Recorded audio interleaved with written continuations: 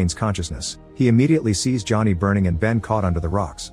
His own legs are caught under a pillar, but Reed begins crawling anyway, thinking he can get out. However, when he looks back, he sees his legs unusually stretching and he passes out.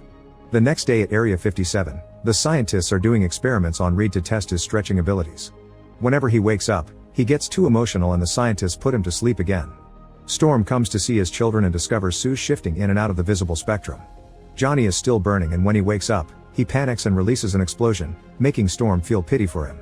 Sometime later, Reed wakes up again and hears Ben calling for help. He immediately decreases his arms to escape the bindings and crawls through the vent until he finds the room Ben is at.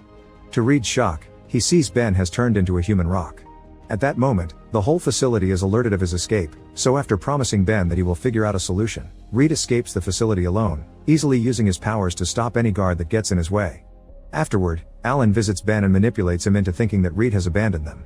He says that the government in Area 57 can find a way to fix what happened to them, but in return, the teens will need help with their service.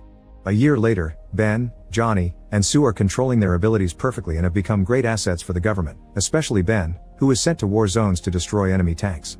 Johnny can now fly, and Sue can turn other objects invisible too. She also can create a force field. Alan discusses this with the Pentagon and proposes another quantum gate project aiming to give the United States military powers too.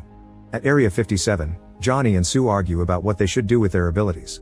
Johnny wants to use his powers for something useful like going on missions like Ben, but Sue doesn't want to be treated as a tool and thinks they should wait to be sure they can be fixed as promised. Sometime later, Alan arrives with agents from the Pentagon and shows them the quantum gate. The generals agree to give their support to the project, but only in exchange for using Ben and Johnny more on the field. Storm hears this and doesn't like the idea of the government using any of his children as weapons, so he talks to Sue and tells her they need to find Reed quickly since he's the only one that can make the gate work and get a cure.